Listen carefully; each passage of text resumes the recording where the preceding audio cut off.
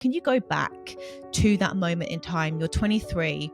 You've just found out that you've broken your back, which for most people, life is over as they know it. Talk to me about what that moment felt like for you and how you managed to turn your life around. You know, when I was able to move and go to my doctors for the first time, I remember absolutely bawling my eyes to her and being like, I just want to be normal. Like, I just want to be normal. And she looked at me and she just had so much compassion and in her eyes. She said to me, like, point blank, don't aim for normal, aim for extraordinary. Also, in this world where so much is changing economically and we're having a lot of layoffs and things like that, it's also a really awesome time to dream big and do something where you're creating a lot of value. And I feel that when you're able to be more aligned within yourself, you're able to figure out, how can I add value to the world?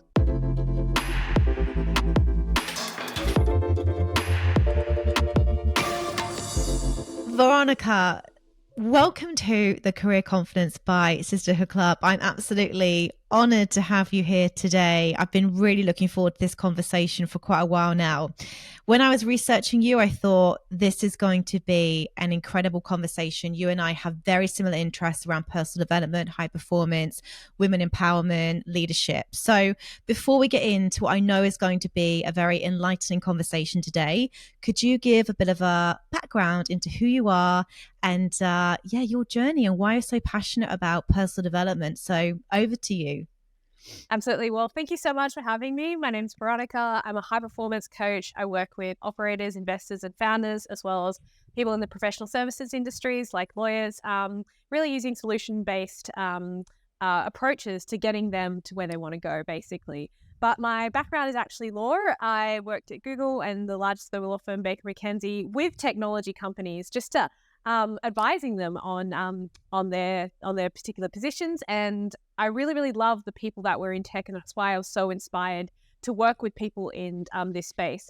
And why I do high performance coaching is 10 years ago, I had an accident where I broke my back in 6 places. I was 23 at the time. I wanted to be an international diplomat, and just in a moment, my life totally changed, and I could no longer do what I'd spent like 18 years working my whole life for. And having to really rebuild my life after that, I had no skills and tools to be able to deal with that. And we all go through our own moment of, of time where something that we really want is taken off the table, or something happens and we don't know what to do with it. And I had no idea what to do with it. That's how I got into personal growth and self-development, to be able to really understand what I was capable of, even these particular circumstances, and apply it so they could have a really fulfilling and really enriching life no matter what had happened to me. So that's sort of why I got into it and why I'm so passionate about it. And in particular with women, I just think it's so incredible the things that we can do when we know what to do, when we know the sort of skills and tools that we can apply. So yeah. Wow, there is going to be quite a lot that I'm going to pick out of that. But the first thing that I want to dive into in more depth is the accident that you had where you broke your back, because that's a life-defining moment. And I can imagine you could have taken 2 paths then. You could have gone down the path of, this is it, this is my diagnosis, I'm going to have problems the rest of my life, I could end up in a wheelchair. That could have been your path. Or the other path which you've taken, which is now to really discover what the human body is capable of, what the human mind is capable of, and coaching people to become the best versions of themselves. So can you go back to that moment in time? You're 23. You've just found out that you've broken your back, which for most people, life is over as they know it. How did you dig yourself out of that? Because at 23, that's a very, very young age. So talk to me about what that moment felt like for you and how you managed to turn your life around from that point in time. That's a great question. So I think initially when it happened, it was honestly a really dark time, because I didn't know what my life would look like. I didn't know if I could leave my family home. I didn't know if I'd have a career. I was at uni. I didn't know if I could go back to uni and finish my studies. Like, I just thought my life was over, and that's how it felt. And I think that at the time, nothing you could say would have gotten me out of that, for sure. But then I remember when I was able to move and go to my doctors for the first time, I remember, absolutely bawling my eyes to her and being like, I just want to be normal. Like, I just want to be normal. And she looked at me and she just had so much compassion and in her eyes. And she said to me, like, point blank, she was like, don't aim for normal, aim for extraordinary. And I think those words like really reverberated within me and like almost imprinted on me as something for me to rise to, of how do I become, extraordinary in really challenging circumstances, and don't just aim for, normal. And so I think it was sort of in that pursuit of that excellence and that extraordinary life that I discovered, okay, well, this is my time to rise up to the challenge. And I sort of now treat it as something that's really, really beautiful that's happened to me. Obviously, I wouldn't have my career without it. And I think for me to sort of transmute it from something that was really horrible and was a life-defining moment to something that is really empowering and something that I have to work with and something that I feel really blessed to have every day. Because even with my back now, I feel like it's a barometer. Like if I don't have a good day with it, then I know that I haven't maybe done everything that I need to do with it. And so I was just trying to, make the gold of a really challenging circumstances sort of what that sort of challenge from that doctor was for me. And that's sort of why I think I was able to choose that path and choose something where I could have a better life as a result of it versus a worse life. So powerful. And God, that doctor, like you literally owe your life to, because those words, like, don't aim for average, aim for extraordinary, like, incredible words, so motivating, so empowering. And just to hear that from somebody as a professional, you go, God, like, you've just completely opened my eyes to, yeah, maybe I am aiming too low. I don't want to be normal. I want to be extraordinary. I want my life to be incredible. So that is just just a complete change in perspective when you heard that. Go, I've got this all wrong.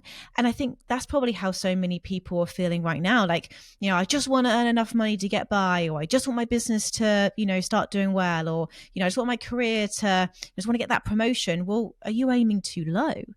So when we sort of talk about goals, high performance, and all that good stuff we're going to get into today, how important is it when you're setting goals and you're thinking about the future and what you want to create? What's your sort of like framework there? Do you have one when you're sort of talking to clients and advising them? Like, because, we're told in our society to have a SMART goal, achievable, measurable. And I've always thought to myself, well, if it feels achievable, then am I really going to push myself outside of my comfort zone? Am I really going to show up every single day as the best version of me if it's really achievable? I've always liked to have stretch goals, stretch targets. That's how I like to operate. But I also appreciate that some people, whilst they're sort of getting going in their career journeys and their business journeys, they just sort of like an achievable target to build up the momentum. But in your view and your experience, how do you sort of, I guess, go about setting goals and helping people achieve their career or business aspirations? Absolutely. And I think there's a couple of things to go into. So I remember when I was working at Google, they were big fans of what they call moonshoots. So ideas that were just so far out, but that actually might work.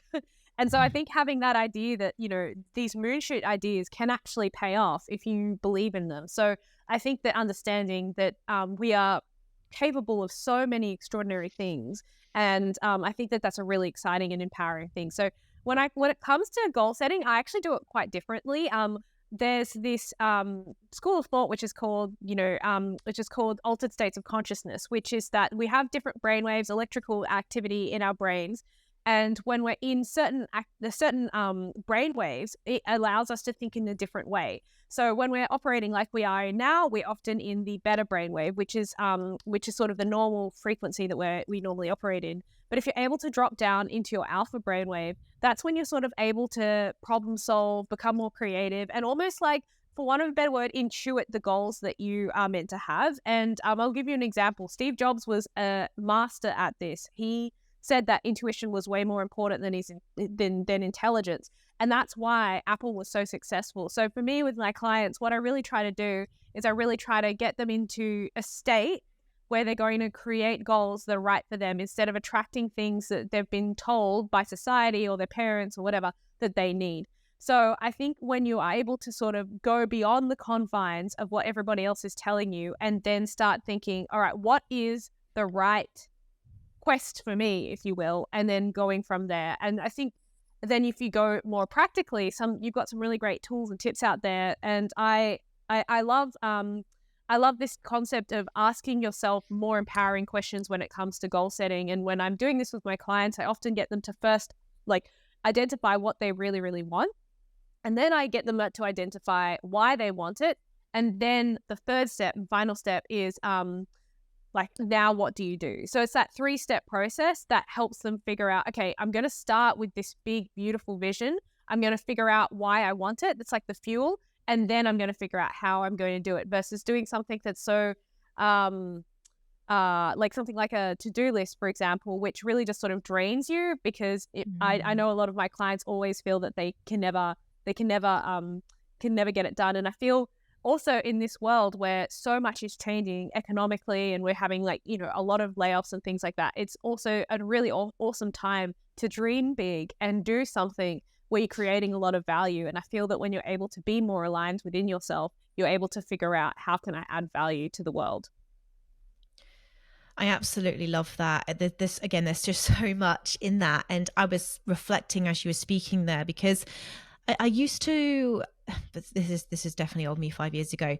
I never took the time to pause and reflect and be in those slower brainwave states like you just mentioned. Now meditation is part of my everyday life. I wake up every morning, I meditate, I think about the future and what I want to create. I do breathing exercise and things. And what that does is it centers me for the rest of the day. Because what I used to do is I'd wake up, check my emails, check social media, and instantly I'm go from this nice sort of waking up state to just high beta, just like, oh my God, I'm on stressed. What's going on today? Constantly reactive mode. And in that reactive mode, when I was in high beta and I was just constantly in this frantic state of being busy for busy's sake, really, I ended up just sort of becoming so just narrow focused, and I wasn't prioritizing the tasks that she was going to move my business and my life, my relationships, my health forward. I was just in constantly like putting out fires, being reactive all the time. And I think what you just said then is really, really important. I wish that I knew that many years ago because it would have stopped me from one, becoming quite anxious and over and pretty much on the verge of burnout, which I think we can talk about, which I think a lot of people are. Totally. And two, it would just freed up the creative time, like you say. And now when I do take the time, when I actually take a weekend off and I'll go out in nature, it's amazing the ideas and, like you say, the creativity that can come from those experiences. But again, in our society, we are sort of like, I guess, glamorizing the hustle culture of like, never switch off, hustle, hustle, hustle, work hard, don't sleep, 4 hours, it's so unhealthy. But it is kind of quite, I guess, still pushed upon you in the entrepreneurial world. So you must work with a lot of like high achievers. Do you find this often that they really do find it hard to switch off and that they are coming to you quite burnt out, overwhelmed? And what advice would you have for anyone listening to this right now that perhaps is going through that right now? Absolutely. Absolutely. So I think a lot of my clients, when they first come to me, they're highly adrenalized. They may have adrenal fatigue or burnout, if you will. And we have to work on that because that actually prevents them going into these different states that we were just talking about. It prevents you from having creativity and you're in a state of stress always. And so what happens there is that when you're in a state of fight or flight, you're in your reptilian brain and you're not in your prefrontal cortex, which is where you need to be if you need to have executive functioning and executive capacities that you need if you're a business owner or anyone at all. Everybody needs to have that capacity to be the very best versions of themselves. So I think when we're able to do some of these things, it's funny because in the space of 45 minutes to an hour, they can go from super stressed and really tense to actually having a really great plan going forward, all relying on their own inner resources, which is really cool. So I think in terms of tips and tricks that I would use for anybody who's maybe experiencing a little bit of burnout or just feeling really, really stressed is to first recognize that burnout is first and foremost a physiological response. So fight and flight often is, all these chemicals go through your body and your muscles respond in a particular way. So the way that you can sort of counteract that is doing things like the full body relaxation, which is squeezing muscles and then releasing them. And that is a physiological response to stress, and it sort of levels out the playing field. So I think starting to think about stress as first and foremost a physiological phenomenon is really, really helpful, because then it sort of gives you this space to be like, okay, well, where's this tension in my body? I've got to just relax that and let it go. And just becoming really, really, really discerning about that. And I think what I've noticed in my work with high performers is figuring out that the higher performing person, the better and more aware they are of their body, as well as they're just a lot more self-aware. They know when to push it and they know when to pull back. They know when it's like a stretch that they just need to, hustle in for, and they know when to take a step back. And I think that that's really the power and the genius of a high performer, is that sort of real discernment, the ability to go into your intuition, the ability to sort of just execute. And that's what I see. And that's what I feel like helps a lot of people with burnout, because when you have that discernment, you know what to do. You're not spending, 12 hours a day being like, I'm so burnt out. You know how to rejuvenate yourself. You know how to best, serve the world. So, yeah. Yeah, it is so important, and something that I'm extremely passionate about and preach a lot, because I've been on the other side of that, and I know what that feels like, to feel, like I've constantly got to be on all the time. I can't take breaks in the day, booking myself multiple meetings without sort of having 5-10 minutes break in between. And you can do it for a period of time. This is what I think. Like anyone that comes to me and says, I want to start a business, or I want to do this, or how do I achieve this? I say, look, for the first 12 months, maybe even 18 months, maybe even 2 years, right? That is going to take time, energy, resources, and you're going to have to just, basically work harder, I believe, than you've ever worked before to get your business off the ground in the first couple of years. That's what I think it takes. But it is not sustainable over a long period of time, from my personal experience. Now, having said that, I feel like older, wiser Georgie, who's more in tune with her body, knows now when I can sort of push it a bit and go, right, I need to be more, this is gonna be a busy week for me, so I've got a full week of meetings, but I also know when I need to maybe go in, tools down at 5 o'clock, head to the gym, go and do yoga class, whatever. I feel like I'm more in tune now. But what's your thoughts on that? Because I think that there is so many mixed messages out there about work-life balance and making sure that you don't overdo it. But I think for a period of time it is important, but in my personal experience it's not sustainable over the long run. But what's your experience been about, because you work with a lot of founders, you started your own business yourself. What is it like in the beginning? Because I don't want to just sort of say to people, you're always going to have great balance starting a business, because the reality is you're not. You never really switch off from it. So yeah, over to you. What's your thoughts on that sort of whole hustle culture? And do we need to put in the work to start with, or can we do it, in a bit more of a graceful, slower pace? I think we can. I think there's definitely scope to be more intelligent with the way that we're using our time, and really working smarter, not harder. I think is sort of the way that I really like to approach it. And yeah, there are going to be times where you have to really push yourself, but I don't like extending that past, a week or two. I think that it's reasonable that you'd have, a couple of days or so. But I really think that it comes into this genius of really understanding and like sort of almost discerning what you need to do. And it's sort of not that you need to do everything. It's sort of you need to do the right thing. So doing things like understanding the outcome you're after, understanding the 20-80 rule, as in, 20% of the things should get you 80% of the results, and then sort of dropping that. I think I also come from a background of law where the modus operandi is like perfectionism. And so I think that when people go into business, they're trying to be perfectionists about it. But I also just think allowing yourself the grace to know that not everything is going to get done in like a completely perfect way. But and perfectionism is the lowest sort of standard that you can have for yourself, because you can never reach it. But having a standard of excellence is sort of what matters. If you can go to bed at the end of the day being like, did I do the best I could? I think that that's a really good yardstick versus like, did I do everything? Because that's not realistic. And especially, if people that, potentially have other responsibilities, partners, kids, whatever, I think it's even more stressful because they feel like they're failing them. But at the same time, it's so beautiful to just think, okay, well, did you do the best job you could? Can you add value? Did you understand your main outcomes? And I think that that's really where the joy is, figuring out what is your main outcome and then understanding how can you execute on that.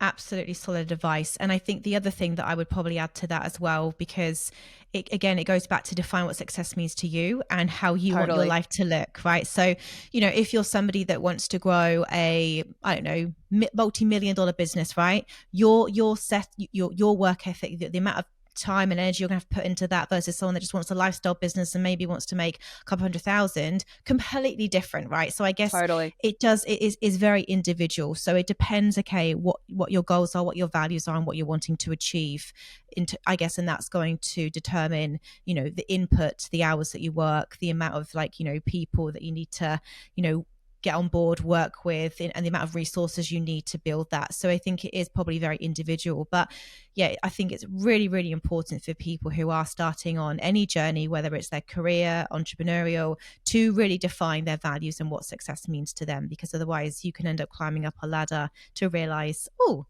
this isn't where I want to be. And I think so many people do that, which is Totally. really sad. So let's move on now, because I think that one thing that I really wanted to dive in today was the whole high performance piece. I think that there's so many people that, I always say it, we've all got the same amount of time in the day. We've all got the same 24 hours. It's how we use the 24 hours. So if someone's sitting there right now and they really want to be maximizing their time, being the most productive they can be, what are some of the habits that you think make up high performers, and how can we, if we don't feel like we're high performing at the minute, how can we begin to become more efficient in our days and our lives? I love that. And I think that it sort of goes back to what we were just saying, which is I think to be a high performer is to understand that success is a science. So there are certain things that you can follow to become successful, but fulfillment is an art. And understanding what fulfills you is that art that I think a lot of high performers get really right, because they understand this is what's making me happy, this is not what's making me happy, and then they're continuing to do that.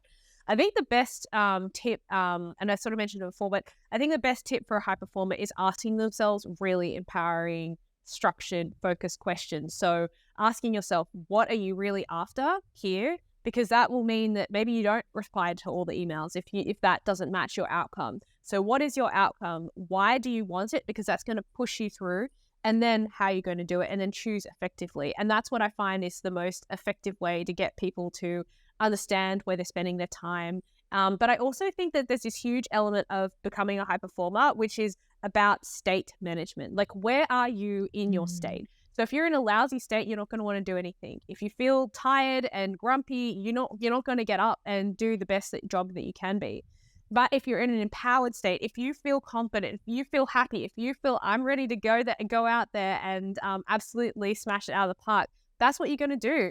Our minds are like they're just sort of like a magnet to whatever we're sort of thinking about. So if we have a question in our minds, like, God, I can't believe I have to do this today, then your mind's going to find reasons for you to have that same sort of thought. Whereas if you're like, yeah, I've got this, I'm going to nail this, this is the sort of person I am, then I think it sort of almost allows you to sort of move through those challenging times and really step into being the high performer that you are. So I think confidence is a muscle. I think it's something that you have to really build. But I also think high performance is the same thing. It's like you stepping into a role. And especially with the people that I work with, we almost sort of start developing different roles. So a role for a business leader, like a role for example, a partner, a role for them just to be themselves, so they can really sort of step into that and push where they need to. And then when they're at home, they don't need to do that. So I think that gives them a lot of space and time to be able to create the sort of things that they want to. Yeah, I absolutely love that. And I think I love what you said about just this whole thought process of, like, mental state, because if you Yes. are not in a good frame of mind that day, you don't do anything well. And we've all woken up, no one's perfect, on the wrong side of the bed, and we just feel lousy. And do you know what I've learned to do on those days is just Okay. give myself some grace and be like, Whoa. Georgina, like, you can't always wake up as your usual high energy self. Some days you're going to wake up for whatever reason, usually it's hormonal, but and not be functioning at my absolute best that day. And I used to push myself through it and get really frustrated at myself, and go and do some intense exercise and just try and listen to a motivational podcast. And sometimes, do you know what I need that day is just to have a bit of a slower paced day, make sure I'm just showing up, doing what needs to get done that day, and switching off early that day. And I do Whoa. allow myself now that grace. But beforehand, I would just push through. But then I also know what it feels like to wake up and to feel that drive, that determination. But one thing I've noticed about myself, and from speaking to lots of people on podcasts and just meeting some incredible people over the years, is that motivation, we can't rely on that. But what No. we need to develop, you mentioned muscle and confidence, definitely one of them, but the self-discipline. Sometimes we're going to wake up and we're going to be in one of those funky moods and we're not going to want to do it. But it is on those days where you start to build the confidence and the self-belief and the self-esteem in yourself, because you do it anyway. Self-discipline is so important to just, I don't want to do this, but I'm going to do it anyway, because I show up for myself. My word is my bond. I said I was going to do this today and I'm going to get it done. And that automatically starts to build that high performance, because I think what people, in my sort of experience and for me personally, they need that stack of evidence to be like, I'm a high performance because when I say I'm going to do something, I do it. I'm a high performer because I optimize my time and I make sure that I'm doing things in my day that make me feel good. It's stacking that. I think that's really, really important. And one thing that Whoa. I think more people need to do is just like look back on their lives and go, what evidence do I have that support who I want to become? And the other thing you mentioned as well, which I think is super powerful, is that whole who do I want to be? And I starting to identify with that future version of you. When you and going back to like your back accident, how important was that in your journey to sort of go, I'm not going to identify with Veronica with a painful back and a broken back. I want to identify with Veronica as fit, healthy, motivated, agile. Like, how important was that to future cast yourself and visualize who you wanted to become? Is that a big part of becoming a high performer? Yeah, absolutely. I think definitely for me, I just remember this one day, it would have been a couple of years after their accident. And I just remember one day writing in my journal and being like, this, something along the lines of like, this is not a curse. Like, this is not something that's bad. This is a beautiful gift. And I remember just like writing for pages about how beautiful it was and how wonderful it was and how excited I was to sort of live a life like this. And I think that having to imagine myself, doing the sorts of things that I now do, like I ocean swim, and that's something that I never, ever, ever thought I would do. And so having to do that. And I think that's the power of the imagination and the power of the faculties of our mind, is that imagination piece that you're sort of saying, and sort of being able to imagine what that would be like is so powerful. So, Olympic athletes imagine their races going well and not going well so that they're prepared for circumstances that are beyond their control. And I think that when you're trying to do something new, whether it's starting a habit or starting a business or something like that, using visualization to tell your mind, hey, this is what we're going after, really, really, really helps. And it certainly did with me. And it certainly helped me understand, okay, who is this person now that this thing has happened? Because I'm no longer the person that was that before. And now I really want to step into that. And I think, I think that when we're able to have that grace of we're moving from this to that, and what does it look like if we stay here, stay stuck, that sort of darker fork in the path versus, okay, what does it look like if I choose a more empowering story for myself? I think that's really where that real juice is, because, as I said, we've all had our own, broken back moment where something terrible has happened, but how we rise up to that, how we develop that. And we may not know what comes next, but we may know what step to take next. And I think that that's the difference in realizing, it's all systems. Like, this is a process that we need to move through. Yeah. I completely agree. And it's like, you can't expect to change as the same with the same personality. doing the same things every single day, talking in the Absolutely. same limited way, having the same vision, just identifying with your current circumstances. So many people say, oh, I want to do this, or I want to achieve this. And it's like, well, what are you doing about it? How are you visualizing your future? How are you sort of changing some small habits day to day? Because if you want that, you're not going to get that behaving the same way with the same personality. You need to change something in your life. Something's got to change before everything externally changes. And that's Totally. the biggest thing that I've realized, is probably why you're so passionate about personal growth, is nothing changes until you do.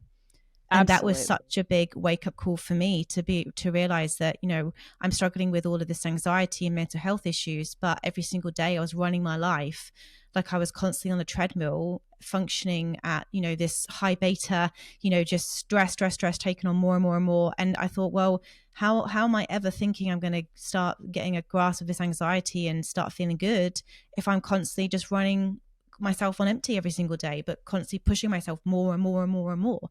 And it was just a wake up call that I needed. And in fact, one thing I did, and I recommend everyone does if they're wanting to change, is just start reading, just start sort of, working on yourself every single day. And I'd love to get your thoughts on this as well, Veronica. But, every single day I listen to podcasts. I've constantly got a self-development book that's opened.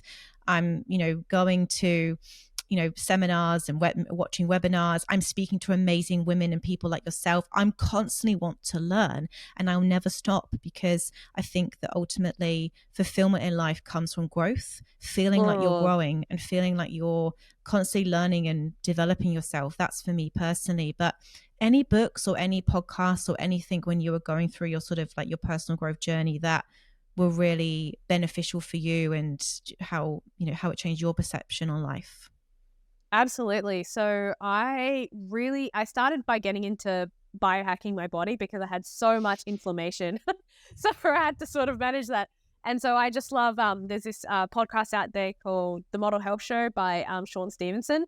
And he Yes. talks about, Good. yes, Mm-hmm. oh, so good. Mm-hmm. Yeah. And he Yeah. talks about, yeah, like just epigenetics and how you can do certain things and Mm-hmm. change your body. And I just thought that whole concept was so incredibly inspiring as like a, type A law student that I was like, oh my God, so if I eat different, like my whole life's going to be different. And it totally was true. So I think that really, really helped, and that got me on the path. And I think that there's been, I think the biggest, most formidable force in this space was meeting my own coach, and she totally changed the way that I saw things. And although I was in personal development for quite some time before I met her, just the way that she was able to help me move through some of those sorts of more challenging, shadowy sort of things was really, really helpful. So I think in personal development, there's this sort of idea sometimes that you sort of have to push through your feelings. But I think that when you meet somebody that you can share that with and then you can move through it, it means that you sort of don't bypass that. So if you're feeling anxious, like allow yourself to do that. And I think meeting my coach, Jane, was like a really huge awakening for me, because she saw me, she heard me, and she always raised me to what she knew that I can be. So I think that that was really, really helpful for me. Yeah, super powerful. And the power of a coach is just incredible, which leads me on to my sort of like final sort of question, because obviously you're now part of the women fellowship at Startmate. So I'm imagining that gives you so much fulfillment and meaning, helping women, get into tech, build their businesses, and maybe a bit of your give back and things as well. But, let's sort of think about, the woman that maybe is listening to this now, and she wants to make something of herself, or a man that wants to sort of take his career or business to the next level. Whoever's listening to this right now, what's one thing that they could do today to start improving their life and seeing change, in their life, in their business or career? What's the one thing that you think, if I do this every day, I know I'm going to have a good day? Or is it one thing, or Okay. is it a couple of things? What sort of springs to mind? I know, big question. Okay. No, absolutely amazing question. So I think the first thing that springs to mind when you asked me that question was, um, where you've been is not where you're going. And if you're trying Mm, to start something, relying on your past experiences or past like failures or past opportunities that you've missed or whatever, that's not where you are now, and that's not where you can go. So I think that that really helped me with my own journey, and certainly with my other clients as well. So I think just understanding that. And then I would say if there was one thing to do, I'd say wake up in the morning, and then as soon as you can, because you'll still be in alpha when you wake up, start visualizing your day, your dreams, whatever you want to do, and just connecting with that, because that will allow your subconscious mind to say, hey, this is actually who we are. This is what we're going for. And I think, allowing and learning from the things that you've gone through, I think is really, really powerful as well. I'm really passionate about not only women, but the LGBTIQA plus community. And I think that those two particular communities have faced so much challenges, especially in the last couple of years. So I think to, accept where you are and move forward from that and be able to add value to the world is such a powerful thing. And it gives you so much fulfillment and meaning. So those would be my tips, but happy to go into it in a little bit more detail. Oh, that's such powerful advice. And I completely agree, because you're constantly waking up every single day, identifying as the person you were yesterday without a vision for the future. Your life, like I said, is not going to change, because your personality becomes your personal reality. And I truly believe that. So first and foremost, like Veronica said, wake up. As soon as you wake up, put on a meditation. I love a Dr. Joe meditation myself. And do that whole visualization piece. Trust me, I've been doing it for quite a while now. It's very, very powerful. And it's definitely, it just sort of like, I don't know about you, but it opens up my mind, and I start noticing patterns in my life, and little synchronicities start to happen. People come into my life at the right time, and I go, oh, okay, this is interesting. And maybe it would have happened if I didn't visualize it or didn't think about it, but things start to happen. Little breadcrumbs come down from wherever and say, keep going, you're on the right path. And I think that's when it gets exciting, and life starts to feel like you're in the driver's seat and you get to create it. And yes, there's always going to be things that happen that, can take the wind from your sails, but you still get to decide every single day how you move forward. You're in control, and do not let external factors derail you from where you want to go. Veronica, I could honestly just sit here and talk to you for hours. There's probably things that we haven't touched on today, but look, where can people find you if they want to find out more about your high performance coaching and just help them getting to the next level in life? Where should I send people? Absolutely. You can look me up on LinkedIn. My name's Veronica Mason, or you can look at my website as well, vrmfuturesco.com. And I'd be happy to chat. We'll make sure we put the links in the show notes below. Thank you, Veronica, thank you so much for being on the Career Confidence podcast today. It's been an honor chatting with you. And I hope everybody has enjoyed this conversation as much as I have. So thank you so much. Thank you so much for listening to today's episode. If you enjoy these episodes, the number one thing you can do to help us grow and keep spreading our mission and message is to hit the subscribe button. And if you have time, give us a quick rating. Appreciate each and every one of you who tune in every week, and we look forward to bringing you many more episodes this year. Take care.